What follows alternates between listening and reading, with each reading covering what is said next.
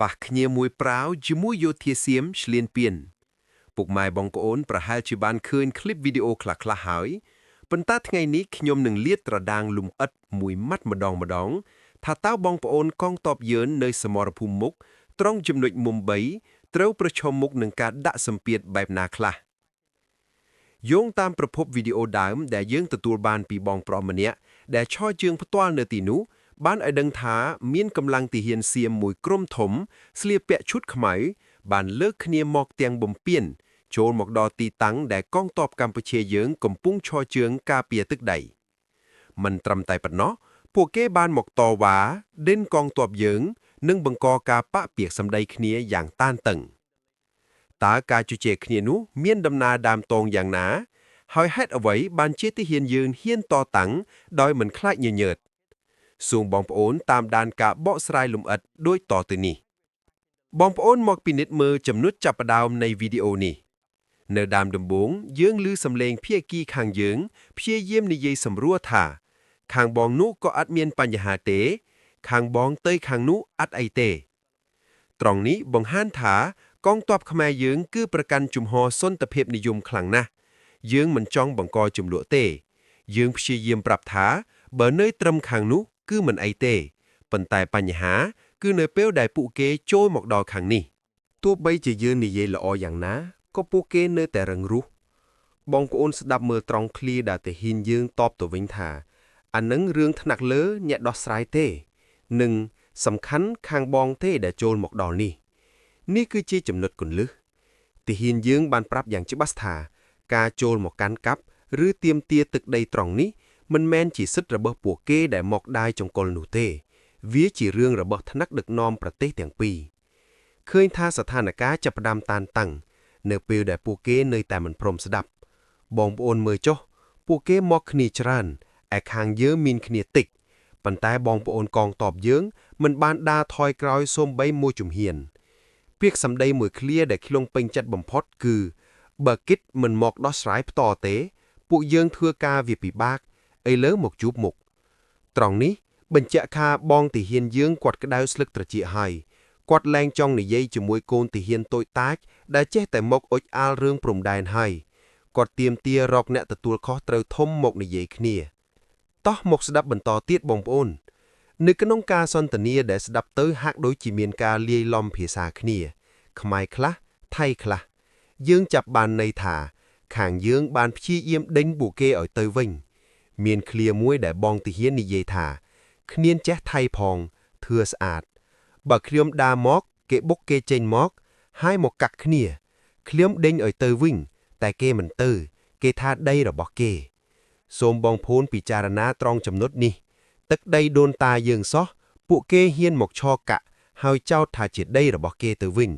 តើបងប្អូនអាចទទួលយកបានទេសម្រាប់ខ្ញុំគឺពិតជាមិនអាចទទួលយកបានឡើយដោយសារតែហេតុផលនេះហើយទើបបងទាហានយើងគាត់និយាយខ្លាំងថាហែងហៅមេមកជួបសិនមើលឲ្យគាត់និយាយគ្នាគិតឲ្យច្បាស់គាត់ប្រើពាក្យថាមេឬមេធំច្រើនដងណាស់នៅក្នុងវីដេអូនេះឥឡូវគេអត់ព្រមទេគេសុំនៅនឹងហើយខ្ញុំឲ្យគេទៅក្រោយវិញក៏គេអត់ទៅដែរនេះជាសម្ដីដែលគាត់រាយការណ៍ឬនិយាយប្រាប់គ្នាយើងវាបង្ហាញពីភាពអត់ធ្មត់ដ៏ខ្ពង់ខ្ពស់របស់កងទ័ពយើងបើជាពួកឈ្លានពានវិញប្រហែលជាមានការប៉ះទង្គិចគ្នាហើយប៉ុន្តែយើងនៅតែព្យាយាមហៅរកផ្លូវចរចាដោយឲ្យមេនិងមេជួបគ្នាហើយមានឃ្លាមួយទៀតក៏ថាឥឡូវអញ្ចេះសម្រួលគ្នាសិនបងទៅខាងនោះសិន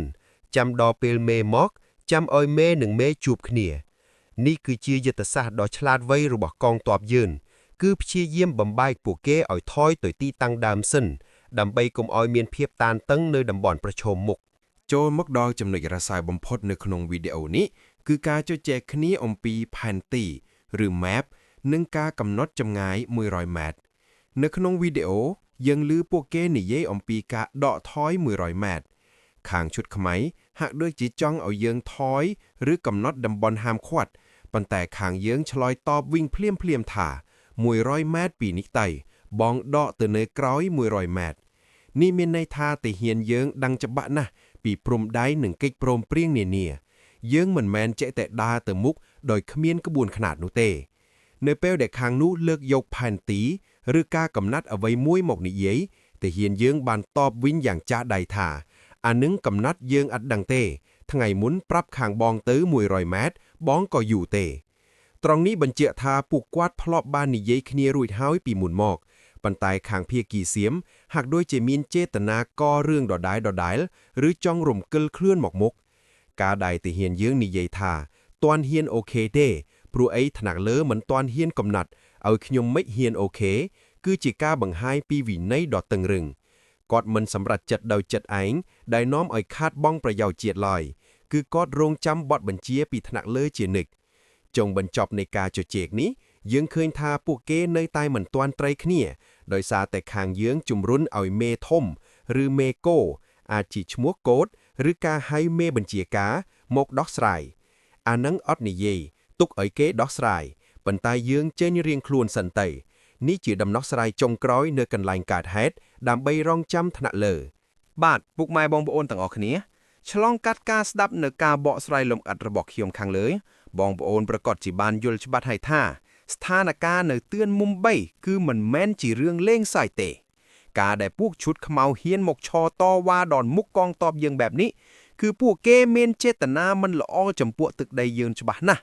ប៉ុន្តែអ្វីដែលធ្វើឲ្យខ្ញុំនិងបងប្អូនកូនខ្មែរគ្រប់រូបមានកម្លាំងចិត្តនោះគឺភាពក្លាហាននិងការមិនចុះញ៉មរបស់កងទ័ពយើង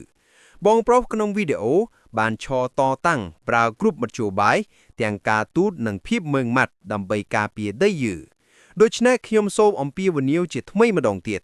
បងប្អូនខ្មែរយើងហើយសូមកុំនៅស្ងៀមវីដេអូនេះសំខាន់ណាស់សូមជួយ share វីដេអូនេះទៅកាន់ Facebook TikTok និងបណ្ដាញសង្គមនានាឲ្យបានគ្រប់គ្នាដើម្បីឲ្យពិភពលោកបានដឹងថាខ្មែរមិនមែនជាអ្នកឈ្លានពានគេទេតែខ្មែរក៏មិនអនុញ្ញាតឲ្យនរណាមកបំពានខ្មែរដែរ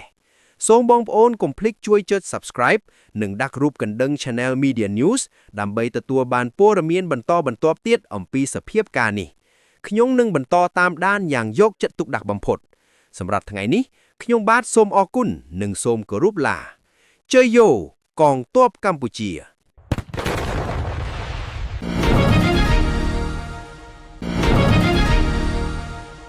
តើចិននិងរុស្ស៊ីហ៊ានលូកដៃជួយអ៊ីរ៉ង់ទេបើអាមេរិកបើកការវាយប្រហារប្រយុទ្ធជាទីមេត្រីស្ថានភាពនៅតំបន់មជ្ឈិមបូព៌ាកំពុងតែឡើងកម្ដៅដល់កម្រិតកំពូល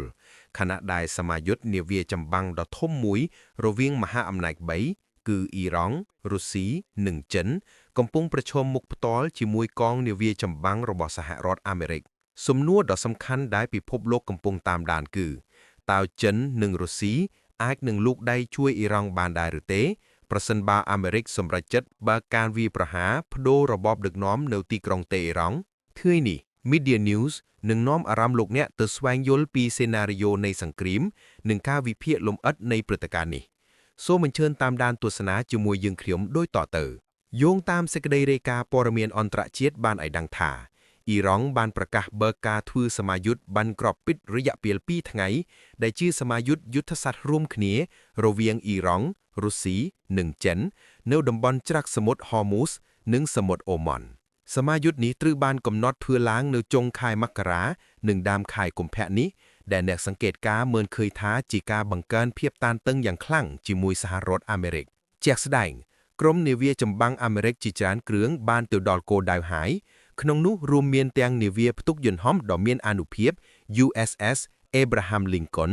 ដែលផ្ទុកយន្តហោះចម្បាំងរហូតដល់ទៅ90គ្រឿងក្នុងចំណោមនោះក៏មានវត្តមានយន្តហោះចម្បាំងទំនើបប្រភេទ F-35